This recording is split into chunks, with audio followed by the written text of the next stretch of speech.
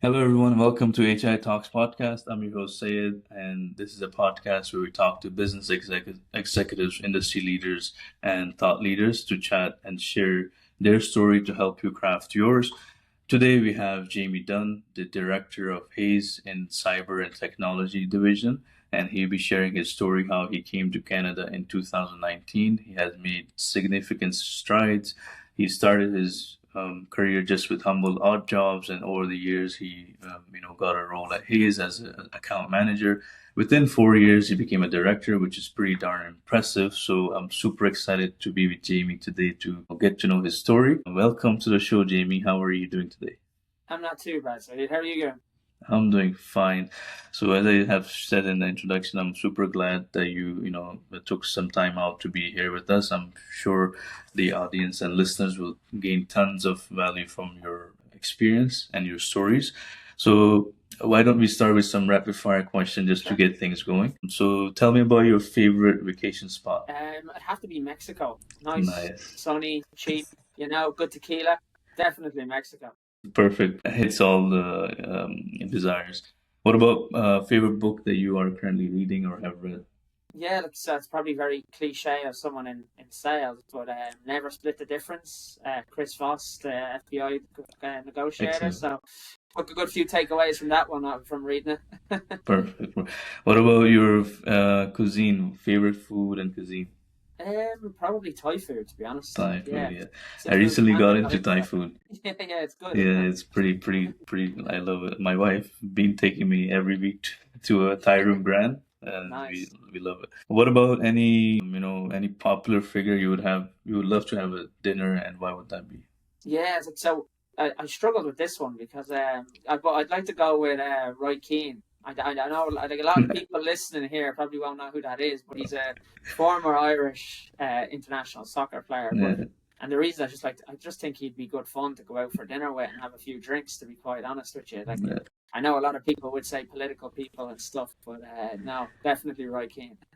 Exceptional leader as well for Yeah, his days at Manu. exactly. I'm a big fan of Manu, so I follow him throughout.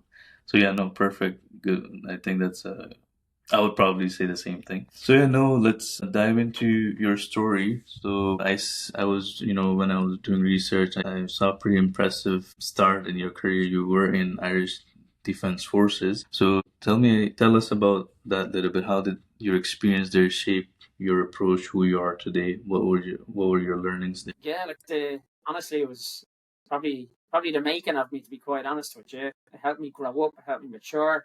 It gets you out of family home, which a lot of parents would be very happy to get their kids out of home sooner rather than later. So, but yeah, like it definitely it helps you mature so much. You go away, you're away from your family for 6 months at a time. You're training with a group of lads, girls that you just form a bond with you need to make relationships with these people because like these are your family for the next 6 8 months, whatever it might be, whether you're overseas in training, whatever it is. But yeah, no, definitely it teaches you to succeed in any sort of environment. That's what the army is all about. They drop you into kind of unknown territories, and then they're saying, look, we've given you the tools to survive, so go and survive. And I feel like that's definitely been pivotal to kind of relocating to Canada, being dropped in an environment I've never been to, and then sort of just figuring out as I went along, to be quite honest with you. When was this was your early 20s, or when were you in Irish Defense Like Force? like probably early mid teens, like Mid-teen. 17. Wow, that's Yeah, crazy. so kind of fresh out of school, straight in, thought about the university path, applied for a couple of universities to do engineering and stuff like that, and then I realised that I didn't really like engineering too much, to be quite honest with you. But yeah, now I went into the army, then ended up finishing off kind of the education aspect of what the army entails, and yeah, it was great. It was, as I said, it just helps you grow Yeah. up so much, and it gives you the tools to do do a lot with your life. It makes you more personable, a bit more outgoing, and then yeah, it keeps you healthy and fit as well. I will say that's another perk of the job. Yeah, I feel like these type of, especially if you go in army, it probably gets you. It's hard, but it gets you shortcut to life. Like skills that you learn in your Exactly. 20s, you just learn them quickly within. in your teens and maybe touching 20s, where other people Yeah, would be like, because they're not put in such a, because it's designed to be hard, and your brain can tends to get better and optimize its way on when you face hardship. So pretty impressive. exactly. Which I'll touch on later how this helped you, in your career. But let's start with your Canadian journey. So you Yeah. landed in 2019. Let's go back. This is 2019. You landed. What was in your mind? How did you, plan to conquer this landscape when you landed here? Yeah, it's funny. I actually wasn't gonna go to Canada. Oh wow, I was gonna move to China and teach English. wow, So we could have had a lot of Chinese children running around with an Irish accent, but yeah, we didn't. So where I moved to Canada because it was quite like it was easier to get a visa to kind of than other countries. So came over, landed on I think it was the 10th of May 2019, and then just I actually flew into Hamilton. There was direct flights from Dublin to Hamilton. So my introduction to Canada was Hamilton. So we got the bus straight in, and I was actually staying in a hostel at the time, like just in I think it was like around 18, 20 bed hostel room. There was a lot of other people there that had just relocated from different countries. I notably remember a lot of Australians, people from Asia. So it was, wow. yeah, it was quite good. You just interact with a lot of people there. But in terms of my plan, honestly, I didn't really have one. I came over, I just sort of backed myself to find some work.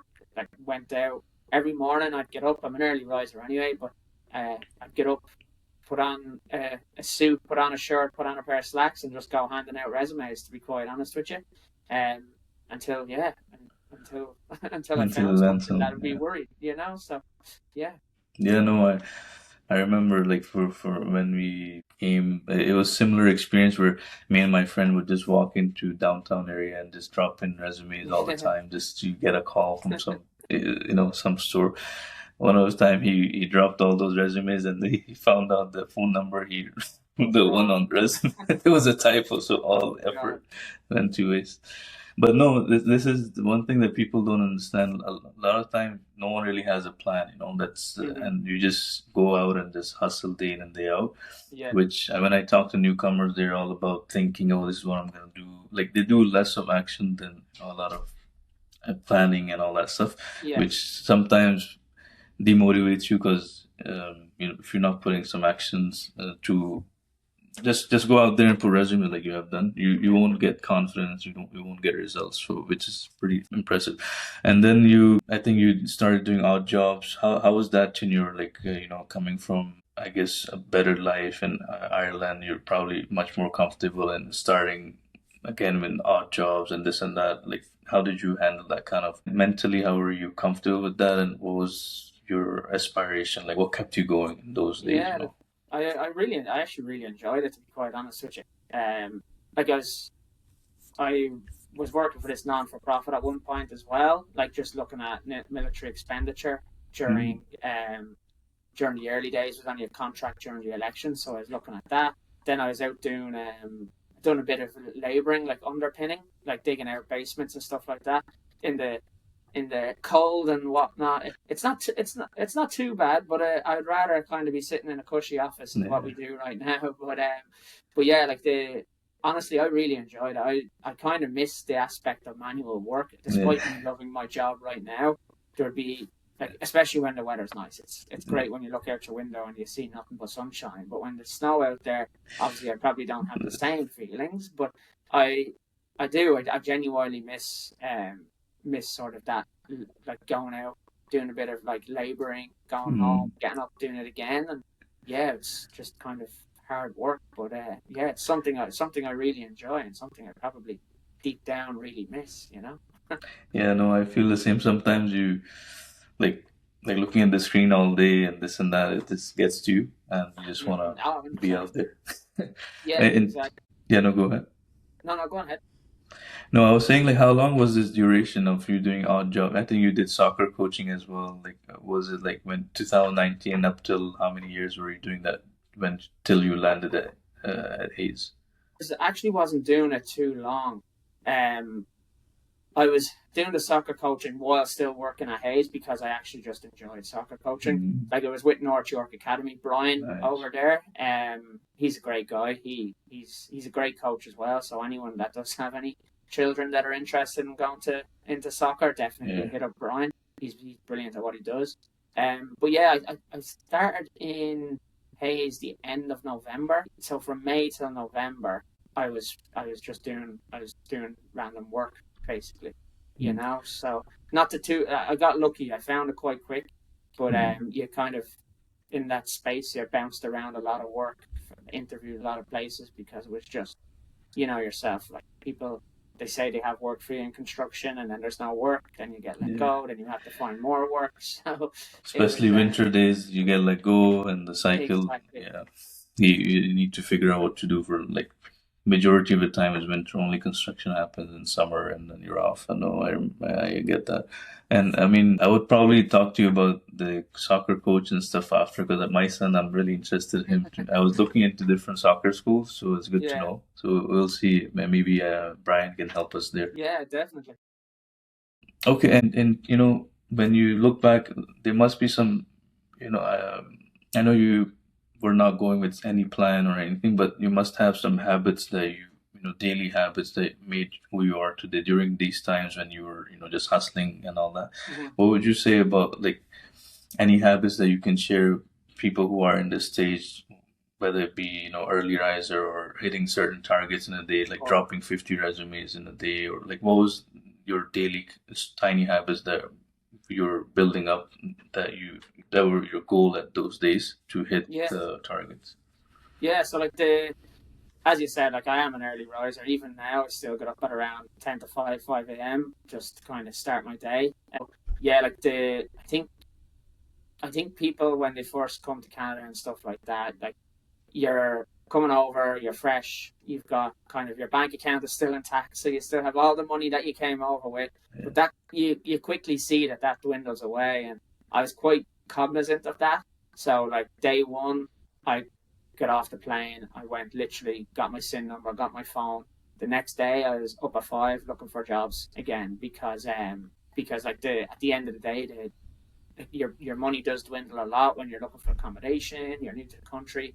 So I think if I was anyone, I'd say make sure that like you're not picky in terms of the work you do, because that's the benefit that I had. That if someone said, Jamie, do you want to go and underpin this house? Do you want to go and like put up this clean room or drywall, whatever it might be? I said yes, as long as it was paying me to do it.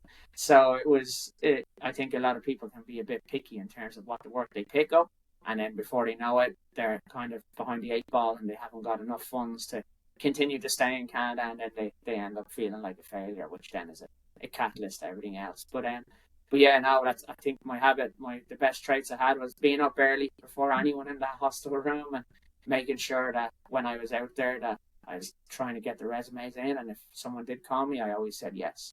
I'd go there no matter where it was, whether it was interviewing in North York, Brampton, Scarborough. I didn't care. I'd make sure that I got there in time for that interview. And I feel like this is where, I mean, I could be wrong, but your military mindset and training comes in place where you were just really, you didn't really care too much about the output. You're just like, you know, I just need to hustle, wake up Mm-hmm. early, go out and, you know, get, just get hustling. Just whatever day comes, you just do it. If you have an interview, you go there. If you have a, you know, whatever opportunity knocks at your door, you say, you know, okay, let's get to it. So a lot of people, they tend to, which you're right, like they tend to be picky, or they just say, "Oh, I'm more of a back home. I was a designer, so I cannot do this. I'm looking for this type of role." Which, unfortunately, in Canada, you have to just do everything till you kind of like optimize your scope. You know, like you can Exactly. niche down what you can get into. Which is where I want to get to with you. So how? So you know, you're doing all this for a couple in a short duration. Then how did you figure out that you would? I assume you had no recruitment background or this type of background before. How did you end up at Hayes? Like, what was your thought process there, and what did you do to get here? Yeah, Just starting off. yeah, of course. Like again, like I don't think anyone grows up wanting to be a recruiter. Well, very few people grow up wanting to be a recruiter anyway. Yeah. Like a lot of people, I kind of fell into the industry. Mhm. I was playing soccer again, football.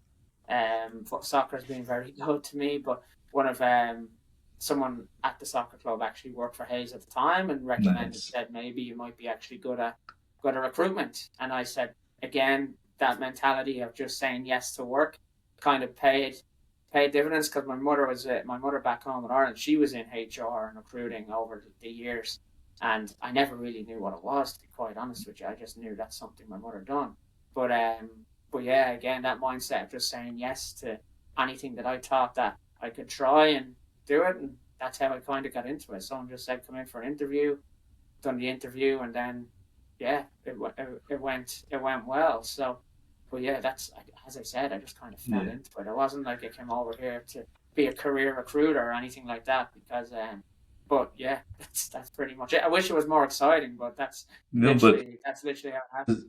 this is the reality. That's how things happen, you know. Like Yeah, the best thing you were trying to do without knowingly is you were connecting with people, like joining the exactly. soccer club, for example. A lot of Hmm. people shy away from joining these type of clubs when they come to Canada, or they think that's their last priority. Let me get the bread home, and then I'm gonna look into these things. Whereas if you try to mix, your hobbies, you will find people there. You never know who you find at your soccer field or One hundred whatever percent. sport you like, tennis or whatever it is. Yes. So that's a good hack for people. Just connect with as many people as you can. Yeah, Yeah. networking is key. Like And network you in gotta this make space, connections. yeah. You So know you meet people in a soccer pitch. It's different network than going to a networking event, which is exactly. icebreaker. It It's takes more time to organic. build a rapport, yeah. Yeah. And let's switch to sort of like job seekers. I know like nowadays it's been quite a challenge. It's a difficult market for sure for job seekers out there. So I'm gonna ask you a few questions around that area. So Yep. let's start with a starter question. What's your general piece of advice for job seekers today? What should they be doing in order to, get in the roles they want? Yeah, of course. Like, I think where a lot of people kind of fall down at the moment is resume writing. Like, I think people, when they're writing resumes, they put down, they just have this one generic resume that they put towards every single job. And then Yeah, what happens is they're applying to a certain position that requires a certain skill that they know they have, but their resume does not relay that to the recruiter or the hiring manager. Does not get you kind of a foot in the door, and that's what a resume is to basically yeah, get you the foot in the door. But so find what that unique selling point is. Look at the job descriptions before you apply, because you'd be surprised with the amount of people that we see coming through our applications that clearly have not read the job description. A common trait you see is you advertise a project manager position for an IT project manager, and you get a construction project manager applying for this position because they clearly haven't read the job description. So as a project manager, in that, just to use that job as a sort of an example, you require attention to detail when doing that, because and if you're not reading that, that doesn't kind of relay, it doesn't encourage then that recruiter or hiring manager to pass your resume on to the right department. It sort of just kind of puts you in a sort of a bad sticky situation. So yeah, like understand the organization that you apply for. So I think a lot of people don't understand what the organizations do before they apply. And that comes back to, it's great to have a template and a generic resume that you can use, but make sure that you're going through the job description, that you're kind of putting in that experience and looking for like what that hiring manager and what that organization looks for in you. And then, of course, I think the most unique selling point is once you're in the room, like at the end of the day, interviewers are human. yeah, Like they want that personal touch. They want people to work with that they get on with. And I think we all forget that. I think we all forget that this is an interview, because at the end of the day, you're interviewing the client too. If you're a quality candidate, you're interviewing that client as much as they're interviewing you. If you're a good fit for them and they're a good fit for you, great. But I think the understanding what people's USPs are on paper, and then leveraging their personalities when in an interview to get that through. mm, Like, don't over explain stuff, but explain stuff to people what you've done over your career that is applicable to the job. I think storytelling is the best skill you can learn. And if you can understand and tell a good story about where your career has taken over the years, then you'll do well in any interview. So I'd say hone in on sort of upskilling yourself in storytelling, because a lot of people find it quite difficult. So try and tell a story about who you are, humanize yourself, and then talk about the technical aspects of the job that you have, the skills that you have that are applicable to that. Perfect. And how important, and this question, like even I get confused sometimes, but I wanted to know your opinion. Like nowadays with LinkedIn and all these tools, you can develop your own brand, and but it takes a lot of time to do that. You know, you have to post every day or like whatever, yeah, Twitter and X and all that stuff. But does it really work as someone on your side of things? Do you really appreciate if someone is putting time into personal branding, or you don't really? It's not that really important. Like, what is the verdict on you on your end on these things? Like personal branding, you get mixed opinion throughout the web, and different people say different things. What's your take on that? Yeah, like for me, I don't think anyone does enough of it. I think all need to do more, because at the end of the day, we all work for these big corporations, we work for these organizations, but it comes back to people working with people, you Mm. know. So at the end of the day, like when I'm looking for a candidate, or a client is looking for a candidate, or I'm even looking for a client to work with, like yes, we want kind of good logos, but at the end of the day, you want someone that's good to work with, you enjoy Mm. working with them. But again, it comes back to just working with people. Like you need to, like people need to understand that if you're out there and you're putting your brand out there, develop your LinkedIn, share things that you find interesting, not that your organization is pushing on you to find interesting. Because at the end of the day, the LinkedIn is your own personal social media. That is your network, and it's your network to grow. That LinkedIn will still be your profile, whether you're at whatever company you will be further down the line. So invest time in LinkedIn, in my honest opinion. Also, from a kind of recruitment perspective, like for me and for hiring managers, it helps us to verify who people are. Because if someone's active on LinkedIn, you can see that this person's a real person, this person is interested in XYZ, they have done XYZ, because here's public information that they're sharing. Where a lot of, like especially in the technology space at the moment, where there's a lot of fraudulent candidates going around. So a lot of fraudulent candidates. So this helps you be authentic and real. You know, not just that cookie cutter resume that's sitting there and has the exact same experience as everything else. So the idea is definitely to build your own personal network, build your own personal brand, and remember that you're the employee, that you're a brand that people want to hire. People want to hire you, not the companies that you worked for in the past. That's just obviously an added bonus. If you've worked for Google, Amazon, whatever it might be, they build your brand, don't build Google's brand. They have a team that does that for you. You know, so look after yourself. I certainly agree to that as well. In this, like sometimes, a lot of people, it's a popular opinion, but a lot of job seekers don't implement it because it takes a lot of time. Like when it comes to personal branding, and you touched on tailoring your resume part, what's your opinion on how big this plays? Like if they study the company and they try to know what the company is all about, maybe spend like 15, 20 minutes about if it's a public company, then you can see a lot about it. But if it's private, you can still learn a lot on their website and whatnot. Do you think, like when I talk to job seekers, they say like it's all about numbers game. I'm not going to spend too much time on doing all this stuff. I mean, they would do it, but it's just not practical. Let's say you want to apply to 100 roles, you're not going to read upon 100 companies, and it's just too much work for them. But in your opinion, does it add real value if they do it and then they apply, or it's not that much of a difference if they tailor the job to, for example, a construction project manager example, they're tailoring the job to the job description, the resume, sorry, to the job description, not learning much about the company and all that. They're just applying. How big of a difference would that play? Like, it's how important it is to just study the company as well, in your opinion. I think it is quite important, because like just to use a construction project manager for example as well. Like if you're, let's say you've moved over here from Saudi, and the climate in Saudi is quite hot, but the climate in Canada is quite cold. It's hot and cold, where it's not as consistent as it is in Saudi. So the materials that you use in Saudi are going to be different to the materials that you use over here in Canada. due to kind of the external temperatures and whatnot. For all the hiring manager knows is that, okay, you've come from Saudi, you haven't used this material, that material, or whatever it might be, but yet you've done a project in Norway for this Saudi-based company that was required you to use cold materials that can withstand cold weather. Then, but that's not written on your resume, but on all the hiring managers see the Saudi.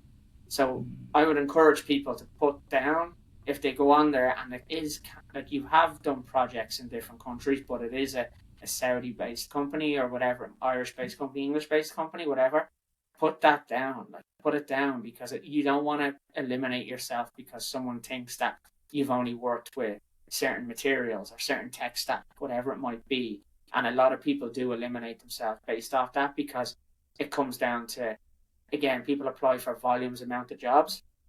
And of course, it's a numbers game. The more you apply for, the chances you get is higher. But if you put out quality applications and your resume is kind of tailored towards your experience, once you've done it and the job description says it, put it down there. Like, don't shy away from it, because some organizations don't use recruiters, and this is the benefit of using a recruiter. If I see a project manager that's worked in IT, I'll normally make sure I call them to see if they have that experience. And if they say, yeah, I have that experience, we'll talk in more detail about where they've done this. But some organizations, you'll apply to them directly, and they'll filter through your resume through a keyword and whatever sort of HCM they use, and then that'll come through as, okay, that person hasn't got X experience, that's eliminated. So make sure you are putting down the experience that is applicable to the job you're applying for. I always think quality over quantity it's more work in terms of getting the applicants out. It's not as cookie cutter, it's not as quick, but you will get more hits and you will get more conversations. And then once you're in the room, use your skills, use your personality to sort of make those connections with the people that are interviewing. Yeah, and I feel like this approach also kind of gives you an idea of like would you last long in this company. Your turnover tends to be less for the company and yourself. You don't job hop, quicker because you took your time, put in a lot of work to make your resume, personal branding, knowing about the company. So you know what you're really getting into, and you'll probably stay there for long term. At least, mess up your career in the long run if you're putting the quality work rather than quantity. Yeah, you got the job and then you find out, oh, I don't like the XYZ here or whatever. So no, that's some great points. In terms of, especially right now, it's cooling labor market. That salary negotiation it's not how it used to be in COVID days, where it was employee, calling the shots, and it has a little bit shift towards employer now. What tips can you give them to negotiate best salary in the current? Of course, yeah, and you're right in saying that post COVID, everyone was just asking for whatever they wanted. Software developers asking for, with 1 year experience, asking for 120,000, 150,000 and getting it. And now, unfortunately, those people have now been laid off and they're struggling with the concept of salary negotiations. So I always tell people to obviously do your research to see what the market rate is saying. Like, don't undersell yourself, because at the end of the day, I'm still an employee as well.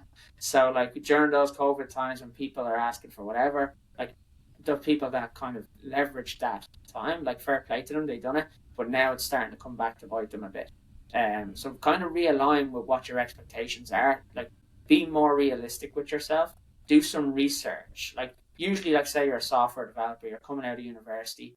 All the people that you're friends with going through university, the majority of them are probably software developers at other organizations as well. Like, speak to those friends that you have good relationships with. Ask them what their compensation is. Like, compare your skill sets to what's out there in the market and what that market is paying them. Don't go in just because you are getting $120,000 at X company and now that company has laid you off and you've got 2 years experience, but this reputable company is over here is only paying 90. Like, don't, of course you're taking a step back financially, but go in there and understand your worth. Sometimes you have to take a step back to take a step forward. I don't think we'll ever, unfortunately, again, as an employee, will we ever get to those heights of what the post-COVID pay was? I hope so, to fall in line with what the cost of living is. But right now we're not. So make sure you're going in informed with what the market rate is. like what the job description entails. And then when you are negotiating, don't undersell yourself, but don't oversell yourself. Because if you are very expensive and then you can be sort of easily disposable if their work isn't up to scratch. So my advice is just reevaluate what it is your expectations are. Don't aim for something so high that it's going to outprice you against other candidates that are equally as qualified as you, if not. Okay. And I guess it's just about research, make sure you are doing your homework and, before you just don't be like back in the day, just blindly putting offers. I know you shared couple different areas that we see job seekers tend to make a mistake, but if you have to give three most common mistakes job seekers are making right now, given, again, what would that be? I would say what I see quite commonly is that they're applying to too many jobs, and when you call them, they don't know what job they applied for. So understand, like, keep a list and keep a tracking of who you're applying for. Like, understand that you've applied for X company. Understand what that, like, so when someone does call you, then oh yes, I applied for, let's say, Dell, and now they're calling you to discuss the job at Dell. Whereas some people are making massive mistakes. They're applying for everything. They'll get a call, and that's a turn off for recruiters and hiring managers. That, okay, hey, how's it going? Did you apply to, let's say, whatever job? And they say, maybe, and you're like, okay, you're clearly not that engaged. So I would recommend maybe like keep track of what you're applying for. So when someone does call you, then obviously you know what it is. And if they do call you, I'd say, look, and they do start speaking about a job that you apply for, maybe hang up. Say you're busy. Say, look, hey, how's it going? I'm busy. Then go look and say, hey, can I call you back? Don't try and wing it on the phone. I know the excitement can take over, but don't try and wing it on the phone. Hang up, then come back. Because I understand a lot of people, especially new people coming to Canada, they want to get as much of their resumes, as much of themselves out there, as much as they possibly can. And I completely understand that. So, but yeah, and then the other thing I would say is, like, when you are interviewing, I know we're obviously doing this via video now, but you can see how you're dressed and how I'm dressed. Like, we're dressed for work. Don't come on wearing like a baseball hat backwards. Like, make sure that you're dressed professionally, like that you're coming on. A lot of people now are seeing it too casual, and that they're coming on to interviews. And the generation of hiring manager, yes, they are getting younger, but they are still hiring managers out there that show up to work. They only showed up to work in suits growing up, and that's all they've ever done. So make sure that you're dressed. You don't have to wear a suit. You can wear a shirt. Just make sure you're dressed appropriately for interviews. A lot of people are making those mistakes at the moment. And then again, like you mentioned, salary negotiations. People are outpricing themselves massively. Mm-hmm. Like, they are sending their resumes in and they're not understanding what the market rate is paying, because they have been doing a different job for a different amount of time and they just haven't been making money. So they need to realign what their expectations are. Make sure that when you are applying, like, that, it's okay to ask for a bit more, but don't outprice yourself from a job that you want, essentially. So they would be my tips. Like, show up for an interview dressed for work. That's the basic minimum. Yeah, no, I agree with that, because the other part of this thing is, like, you probably face it too. Now we have too many applicants for each and every role, so 100%. so it's easier for us to disqualify people. I mean, it shouldn't be, but it just makes it a small mistake, and we're like, no, we have to look for someone else. And this includes, like, dressing up is nothing but showing effort that you really want this. Exactly. That's like, I woke up and I took a shower and I'm wearing a suit and all that stuff because I want to show Jamie that the role that he is, I really want to get in. So that's the intention behind it, But I completely agree with that. And another thing as well, Syed, would be, like, make sure people are, like, proofreading their resumes. Like, I understand a lot of time English isn't their first language, and that's okay. But make sure you're proofreading your resume, because especially if you're going into those functional project manager roles where, like, it requires you to be a strong communicator. And even now, like, the days of being a software developer sitting behind a computer and just coding and not being able to interact with the business, those days are starting to slowly but surely move away. Like, they want people that can interact with the business. And if you can interact with the business and be a strong communicator, that is perfect. So make sure your resume shows that. Proofread you read your resume, like communicate, whether it's punctuation, spelling mistakes, anything like that. Run it through an AI. Yeah. Use I was just gonna AI. say that it's It's so gonna easy now. help. It can help. Do that. Like I'm not just make sure when you're in the interviews, then your communication skills are shown exactly the same as what's on your resume. So, but yeah, the spelling mistakes is another big one. Yeah, no, I mean it's nowadays we don't even have an excuse. You have so many AI tools Exactly. that you don't even Yeah. need. You can't say I don't have time. You just copy paste and Yeah. just polish this. What about the students? I see a lot of summer students struggling. Like even downstairs in my office, there's a cafe, and every other day I see a bunch of students going in, and there's just too many. I don't know what the situation is, but they're struggling to get the summer roles. And this type of, and most of them are newcomers as well, and mix of the and local and Canadian people are also struggling, and then they have additional pool of international students, which is also making competition really fierce for Yeah. local Canadians. So in this scenario, what are your tips to to help them either get a role or start something Yeah. entrepreneurship? What would you say? Like, what should they be doing to maximize this summer? Yeah, of course. I think it depends what type of summer they want. So, like, if they want a fun summer, then obviously, like, go look for a role in like a bar or like something like that that can kind of give you that flexibility to go out with your friends because not to sound old because I'm definitely not, but like the summers are the best times. Breaks in like in from school and stuff like that, they're the best times of your life. So make sure that like you are having a good time if that's what you want. If you're struggling to find work and you still want to stay on the career path and the career train and it's getting a bit kind of late in the tooth, try and again like make sure like you get like, people move here and we don't have LinkedIn, offer up your services if it as a work experience and then get a weekend work, like because I understand it, the volume of students out there that do apply for say co-ops, they might have partnerships, these corporations might have partnerships with universities, they apply, they get in straight away, and then obviously with kind of us being immigrants and whatnot, we don't have the network to leverage our say our parents network as well, that say they're working for a company and you can go on there and be an office admin or whatever it might Yeah. be for the summer. We don't have that. So offer those services maybe up for free. Like go in and say, look, can I get work experience in here? Can I just do some sort of like just something to pass your time? It doesn't have to be every day, but show that you're eager, show that you're willing to just do work and go above and beyond to get that job. But like in terms of like if you want to have a good summer, make sure then obviously you're applying for other jobs like bars, restaurants, stuff like that. You'll make good money doing that. Set you up nicely for the college year to focus on your studies. But if you want to stay in that career path, try and leverage your network.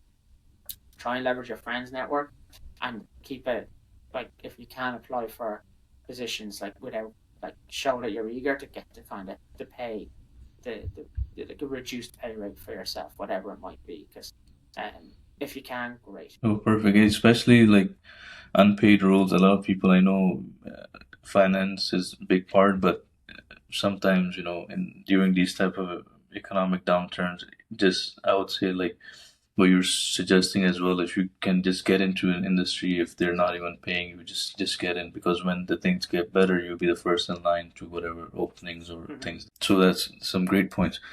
In terms of, let's talk about your expertise and advice towards our industry peers who would be listening to this pod. What would you say is biggest challenge you face today in the technology talent market, and are you addressing it?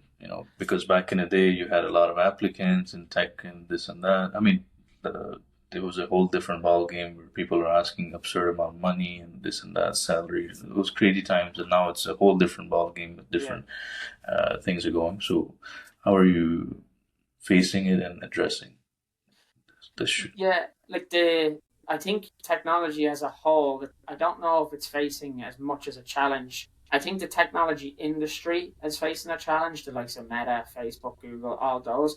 I think that industry has taken a bit of a hit in terms of like employment, but it's also sort of those organizations are just resizing to what they were pre-pandemic. So like I don't really, but yes, they've overemployed people, they've hired a lot of people, and now those people are now on the job market. which they have these fancy logos on their resumes, but also their idea of compensation is skewed. And I think that's what's happened, just kind of back to the previous question as well. But in terms of like facing the market at the moment, there's aspects of the market that are hotter than others, and cybersecurity and GRC is probably where it is at the moment. Like I don't know if your company was hit by it, but obviously Microsoft was down last week. There was obviously a worldwide breach in the UK as well. Like, but our company wasn't. As well, touch wood, we weren't actually impacted by it. So like people need to sort of invest in security. I think if there's a talent shortage out there for organizations and for people, like focus on security, go towards security, help your companies and your clients divide like diversify their technology team, because you'll see over the last couple of years cyber sat within technology, like IT, cyber was IT, and now you'll start to see companies splitting them. And I've been encouraging a lot of organizations we work with to start setting up their own cybersecurity divisions, because if it's just falling under IT, that IT, it's never, security isn't very rarely going to be the focus in that, especially if you're doing in-house development and there's revenue generating projects in there that are on the development side. But if there's security projects in there, they sometimes fall down because it might not be the shareholders or whoever might be his focus, because it's not revenue generating. It's revenue protecting, of course, but again, people want to make more money. So try and upskill in some element of cybersecurity. That would be a good advice to anyone out there. Understand cybersecurity, how it interacts with the business and how it interacts with the technology team as well. And then obviously with the client aspect, from an organization's aspect, think about how you're going to structure that team. Like, think about how you want to structure your IT division. Do you want IT sitting as its own entity and cyber over here? I would recommend it. And in cyber, you can have governance, risk, and compliance. And within the governance, risk, compliance, obviously, you might even break that down further. You know, you might have IT audit in there. On the cyber side, you might have IAM. So, like, is there going to be one head? So now you can see organizations splitting that out. But I recommend upskilling cybersecurity in any element that you find of interest to you. Fantastic. And in terms of your recruitment strategies, how do you change them according to the job market and economic conditions? What changes, especially in the current market versus pre-COVID, what changes have you made to secure the top talent? Yeah, like to be quite honest with you, like obviously the recruitment market does change with kind of economic factors and stuff like that, but recruitment is always still about the people. Mm. It's always still about the people. So in times when times are tough, I think during the post-pandemic time when every organization was just focused, every recruitment agency and every other organization from a client perspective, we were probably all just focused on working with the clients. Like, we're like, okay, the client needs this, client needs this, client needs that. But at the end of the day, our business is about the candidate. Like, if you don't have a good candidate, you're never going to fix any sort of problem with your client, and then you're going to lose that relationship anyway. So in terms of when the times are down and there's not a lot of businesses out there, make sure you're connecting with your candidates, making sure you're connecting with the people that, like, are open to work, and you just unfortunately don't have anything for them right now. But there might be another agency out there that does. So, like, make sure you're connecting with these people. Make sure you're getting them out in front of your clients. You're kind of saying, look, hey, so he's on the market here. What do you think? Just your expert opinion. Anything along the lines. But again, it's about people. So continue to partner with the candidates. Like, the recruitment strategy was always sort of business development and getting clients in, clients. But in economic downturn, you need to think about your product, and your product is having good candidates. And right now, there's a lot of good candidates on the market that you can take to your clients, and then that will kind of help with the sort of uptake of your business as well. Well, this is a good way to look at it, because most of people in the industry, they tend to, which is amazing because your client pay the company, so that it's natural to think that you would put the client first, which is amazing. We should, but candidates are also equally important in this building a strategy, because as you said, like, it's at the end of the day, they're people. So if you build rapport with them, you build trust with them, and rather than going with, for them also, they have competition, right? They can go with 10, 15, 20 other firms, but if they like working with you, they will end up sticking long term and working with you. Now, personally, you have been promoted to director level within 4 years at Hayes, which is pretty impressive. I always wanted to ask you this since the start of this pod. So, how did you, what do you think that how did you contribute, and what made you to secure this, climb this ladder so Of quickly course. within the 4 years? What were some tips and tricks you can give other folks who are aspiring to get to such heights in their career? Yeah, no, like honestly, it's gonna sound very cliche again. Like it's like an Oscar winning. Someone wins an Oscar, they thank their Thank you family, they for thank much. their friends, they thank everyone. They thank everyone probably but themselves. But honestly, like the reality of it is like the people I had around me at the time when I was hired were absolutely brilliant, and the people I still have around me today, like the mentorship and the leadership and the guidance that they've given me, and they've supported me as well, which is I think is probably the most important thing from a kind of guidance in the right direction. Like we all have our bad days, we all have our good days, but the reality is you like you're only a one man band, and in order to be successful in anything, you need to take people on the journey with you, and people you kind of rely on others above you to take you on the same journey that you hope to take others on. So I've been lucky that I have been taken on a few journeys with a couple of senior people, and they've supported me and they've helped me progress, whether it's as a manager, as a salesperson, like or just even as a person. So but yeah, I think that's helped me massively.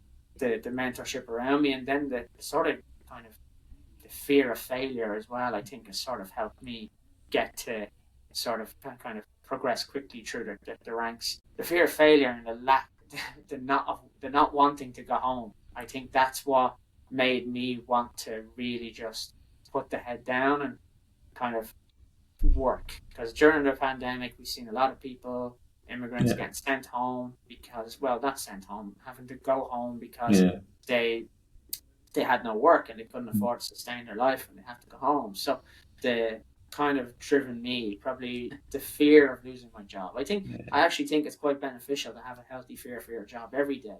Like I think sometimes complacency breeds sort of actions that aren't in the best action for yourself.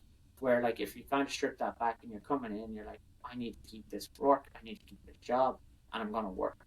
So it's like a mentality of like a mixture between having good people around me and probably the healthy fear for my job, to be quite honest with you. and it's interesting how you say fear of failure. I think it puts you out of the comfort zone. So day by day, you're probably like hitting those things Yes. that were helping you grow within your role. So you just want Yeah. to conquer new territory and just keep growing and being an asset to the company or your team or whatever, so that the reciprocal as you give to them, they tend to give back, that type of thing, which Exactly. is amazing. Um, and what are your biggest lessons so far? In being in a leadership role, and so far, what have you learned? What have you gained that you can share with other leaders who might be listening to this? Yeah, like the think for me was that in our industry, you kind of assume everyone's motivated the same, but then you quickly realize people are very different. What motivates me probably might not motivate you, Yeah, and remembering that with your team and remembering with that with people around you that these are not all the same. So find out what motivates individuals and find out how you kind of tap into that motivation and how you incentivize those people to be motivated by what they're doing. So I think that's a big thing for me is that I learned because I just assumed everyone would be motivated the same.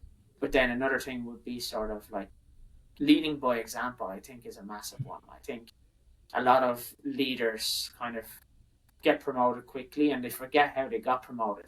Like what got you promoted was doing the job that your people are doing today. Show your people that you're doing that job. Show your people that you're working and you're in the trenches with them. You'll get their buy-in a lot easier. You'll get their buy-in a lot easier than instead of sitting in your ivory tower saying, do as I say, not as I do. So the best thing to do is get in the weeds with your people and support them when they need it and find out what motivates them. I think that's my biggest lesson is that like because we all have seen leaders in the past where the the leader is sitting on their ivory tower telling us what to do, and I don't know how any of it, what my experience is. The people around me and me, we didn't really respond to that. But if you're in there and you're doing it, and they do let you down, and you're still kind of doing your bit, they're like, okay, well, if you can do it, I can do it, and it's a common goal and a common struggle when things are bad, you know. So I think that's my biggest lesson is that being a leader. Like you touched on motivation, like everyone has different set of. How do you figure that out? Like this person in my team, he like I guess it's working over a long span of time. You figure that person's triggers and try to motivate them in that manner. Like what are some tips on that? Like sometimes I struggle with that with my team as well, Yeah. trying to figure out what gets you going. How can I make this person achieve X or Y, which can help me hit the team goal and overall hit the company goal. Any tips on that you can share? Well, I think the best tip I have is just ask them. Mm. Honestly, just say what motivates you, and you might find that some people might you might get told what they think you want to hear, but Mm. you'll soon find out. Like you'll soon find out because you'll ask them and then you'll start sort of kind of motivating in that way, then you'll see that it's not really working. But if Mm. you continue to ask them, does that still motivate you? And why does that motivate you? I think the why behind everything is important. Like, why does, let's say, someone's motivated by finance? Why does Mm. money motivate you? And if they turn around and say, like, oh, well, I just like money, well, that's a valid answer for that person. But if you see that there's a deep seated thing there, like, oh, well, I grew up, I had no money, so now I really want to get money and I want to send money home to my family. Like that's a real that's a The real real. sort of reason to be passionate about money. And then you'll find other people want to pat on the back and congratulations, and that's okay. But like Mm. ask them. Like I don't think managers and leaders we do enough asking. I Mm. don't think we ask That's a people good like one. Yeah. you gotta just ask them. Just say, hey, how's it going? Like, how are you feeling today? Okay. Like, what motivates you today and why? Like, I think the why again. Just Mm. keep asking why, and you'll soon get to the root cause of what motivates people. And you have to peel the onion layers and Exactly. keep There's deep. layers Yeah. below everything, and that comes with the rapport. The rapport Yeah. building with your team is key. Like, and that's when being in the trenches with them helps build that rapport and helps them open up a bit more, and you get more from them and you get that understanding and the deep kind of emotional aspect of what it is that motivates them. No, that's something I'm gonna take home and try to practice that. In terms of pivots, a lot of people do career pivots, and you have done pretty big couple times. I mean, as much as I read your life from career, from military to coming to new country, from there not sure what to do, then getting into recruitment, like each pivot point, it's pretty significant. If you look back, it's pretty big step for you, even though at that point you were just, I guess, going with the flow and all that. But looking back, people who are trying to do similar career pivots and all that stuff, what advice would you give them to go and or not to go either way? Like if they're in a crossroads right now, what would you say to I would say just do it. Like, don't sit and wait, because like I them? think we all wait for this divine timing, and like that never comes. It's like, I'm sure when they were at home, they were asking friends to move to Canada with them, and their friends were saying, Mm. yes, I'll move to Canada with you. And then before you know it, your friend hasn't applied for his visa, he hasn't applied for this, or she hasn't applied for this. And I think we all wait for this divine timing that never comes. Like, if you feel that you're ready to make that pivot, just make that pivot. But don't half make the pivot. I think a lot of people be like half making a pivot with like a foot in either camp. Like, commit. If you think it's the right call for you, then do it. Like, it's okay if it doesn't go out well. You still have the other career that you had back home or wherever it might be. Like, I took a 1 year career break from the military in case this didn't work out. Like, I'm not an idiot. There's always nice to have a contingency plan. But if you are doing it, go all in. Like, go all in, do it, invest yourself in it, immerse yourself in it, get stuck in, and like try try to find your first response shouldn't always be no. I Yeah. find a lot of people's first response is no, I can't do that, or no, I don't want to do that. Or think of, okay, yes, but why? That's, I think, the best way is, okay, so yes, I can do that, but why? And then if it's right for you, then the why will tell you why it's right for you. And then, whereas like if you just say no, you're cutting out a big aspect of everything, and then you're just not getting what you need. You're not getting anywhere. So think about the why behind it. Think about that pivot. Why do you want to pivot? Are you unhappy in your current role? Like, do you seek adventure? What is it? For me, it was adventure. I wanted to live in a different country. I wanted to see that. Not saying the army wasn't adventurous, but Yeah. living in living in another country and experiencing another culture and experiencing another career, like there's no harm in that whatsoever. So I just say jump in 2-footed, everything you do, and Yeah. then obviously keep an eye on the contingency plan in the background, but you should just commit. No, great advice on that. And last question on this topic. A lot of buzz is going around AI, and Mhm. which is we all know there are some great benefits and whatnot. But I wanted to ask you specifically in recruitment. How do you see it affecting in HR and recruitment space? Do you think like it will take over recruiters' role down the line, or like what are your generic thoughts on AI and HR recruitment space area? Yeah, like it's already started to slightly change how recruitment industry is going. Like Mhm. we've already seen some clients moving to an AI recruitment tool to, Wow. quite honestly, to little success. So the recruitment tool hasn't the AI recruitment tools haven't been working with the clients that we work with as well as, say, a recruiter would. And people might say, oh, he's a recruiter. Of course, he's going to say that. And you're not wrong. But Yeah. the reality of it is the recruitment, again, is about people. Yeah. Like I know McDonald's launched a fully automated restaurant in the US, like fully automated, Yeah. like you didn't interact with one person.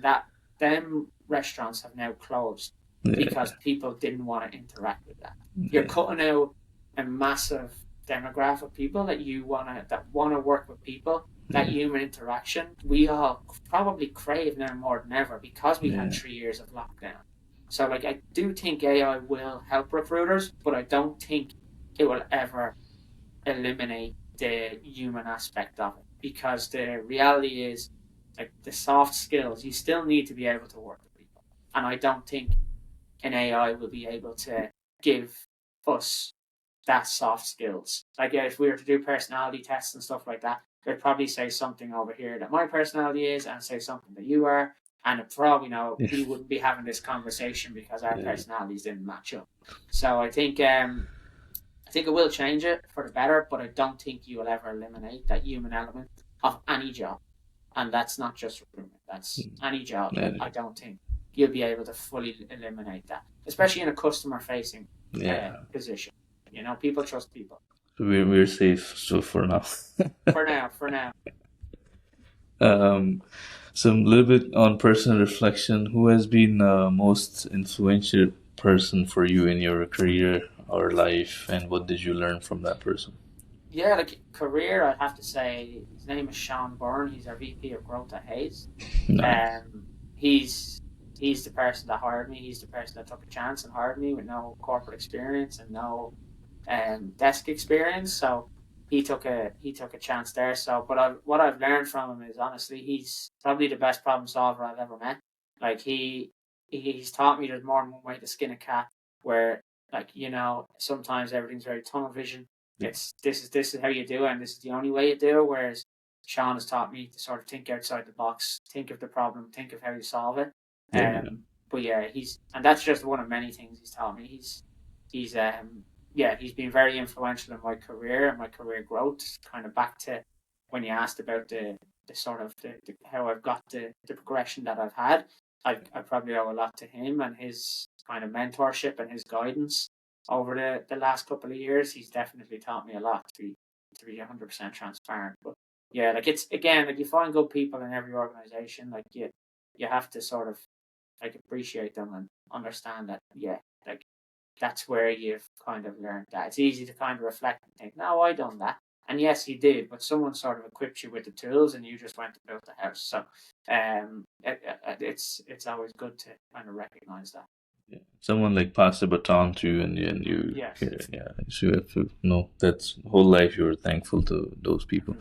Hmm. And on your LinkedIn, I saw one of the recommendation, post by Eric. I think he was ex team member, Yep. and I just want to quote that because I think that's is really important for listeners to know, and especially job people who are looking for a job and struggling and all that stuff.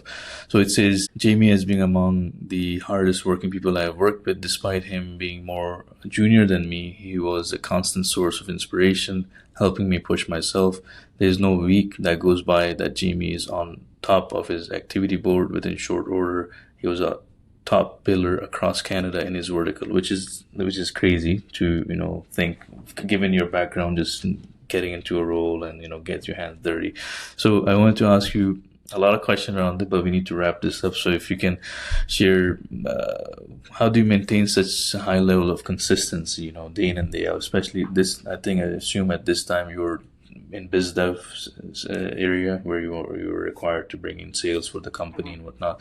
And I see a lot of salespeople struggle with that consistency. It's very you hear like 90% no's during your day to get one or two yeses when you're doing such an activity. So tell me your tips on that. How do you stay consistent? How did you develop this mindset to kind of like be on top of your things, especially in this type of role? Yeah, like just to add as well, like my role, I'm still in a business development role, Mm. so I'm still maintaining that them relationships and actively bringing in business for the organization. So, but I think the key to it is like it's just making sure that you're in every day. Like if like just be consistent, show up every single day. Like we all have our off days. We're all human at the end of the day. So, but you just need to get in there, work, and I don't think you can kind of get a substitution for hard work. You can work smart and smarter, of course you can, but I think if you're in there and you're enjoying what you're doing, you're working hard, the results will come. Like remaining consistent, I understand is difficult, but the mindset you need is that I think where I got it from is again that healthy fear for my job. Is that like you kind of have to look around and think of what's happening in the economy and how things are changing and how your friends are kind of you see some of your friends are being let go or you see some of your kind of your family are being let go back home, whatever it might be. Like you just have to remember like what do you want from this career? Like, do you want to just be another employee or do you want to sort of strive and try and help people and try and make change? And I think that's where I get the motivation to show up every day is to just make sure that I am showing up every day and I am trying to better my life and my career. And that kind of what keeps me motivated is the the want to help others have a similar experience to what I had, and like the only way I know how to get that is by showing up and working. So I try and remain consistent with that. And that's what I try and lend to other people is that like if you're showing up, you're working, you're on time, you're doing what's asked of you, you're learning from everyone you interact with. Like not just, oh, this is my manager, I'm only gonna learn from them. Like there's something you can learn from everyone, whether it's good or bad. And you take that and you kind of mesh it all together and you find out what works for you and you run with it. And then the thing that remains consistent is the work. You just gotta be there and you gotta work. And keeping that mentality is key. Is that like why are you here? Are you here to just kind of cash a check and go home, or are you here to sort of like try and cash a bigger check and go home? And that's just the reality of it. And I think it comes with clarity, right? Like you had such a clarity in your why that you were able to pull in and day out, which is hard to do, and I Yeah, think a lot of people struggle with it. But once you get to that level where you're so clear on your vision of life, you know, like what it yeah, takes to do day in day out. I know I asked you a lot of tips on the career, so I'm gonna switch a little bit. Just give me just closing thoughts on any guiding principle or values you live by, just generic rule of thumbs or anything that made you as a person and in your life and professionally, like hmm, some guiding principle that others should also adopt and be true to those to achieve yeah. successful careers. I would say I'm not very overcritical of myself. Like I think a lot of people are very overcritical, and they really analyze what they've done wrong instead of Yeah. what they've done right. So for me, it's like I don't really overthink what I've done wrong. Like, it's okay, how do I fix it? It's that Mm. sort of problem solving mentality that, like, okay, yes, this is a problem, but how do we go back and fix it? This is like thinking of how to resolve that problem that you messed up. Don't be overcritical on yourself. Don't bog down. Don't be sitting there thinking it's the end of the world, that nothing's fixed. It's, trust me, like, there's Yeah. very little in a lot of careers, unless you're, Mm. again, dealing with higher stakes, the likes of like the military, or like you're a doctor doing a surgery, stuff like that. Those are life threatening.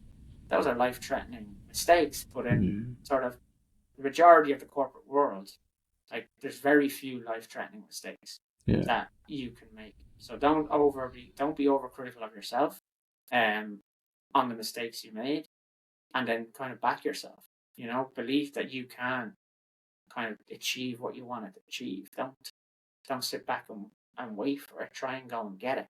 Like and again, that's what I'd give people advice is, don't over criticize yourself. And another thing as well, a bit off topic in terms of voice, but when you're out of office, be out of office.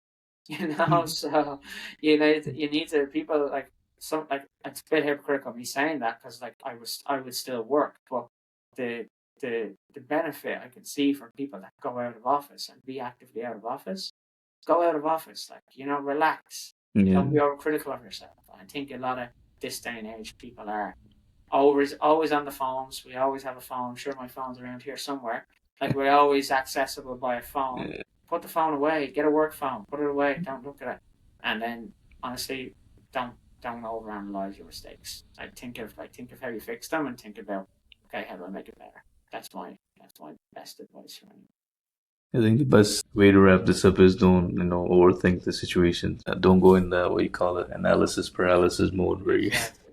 just go crazy, or Yeah. which is great. Well, thank you so much, Jamie, for your time. It's been an honor and a privilege for me to have you on our pod. I know people will learn tons from your insight and what you have shared with us. I assume the listeners can check you out on LinkedIn and Of follow course. your. I know you post a lot of good content around helping people in various, especially newcomer to Canada, Yeah. your stories and your career journey. So I think you'll be open with people Yeah. checking you out on LinkedIn. So, to our listeners, thank you for tuning in to HI Talks. Until next time, keep striving for success and, craft your story. Thank you for having, tuning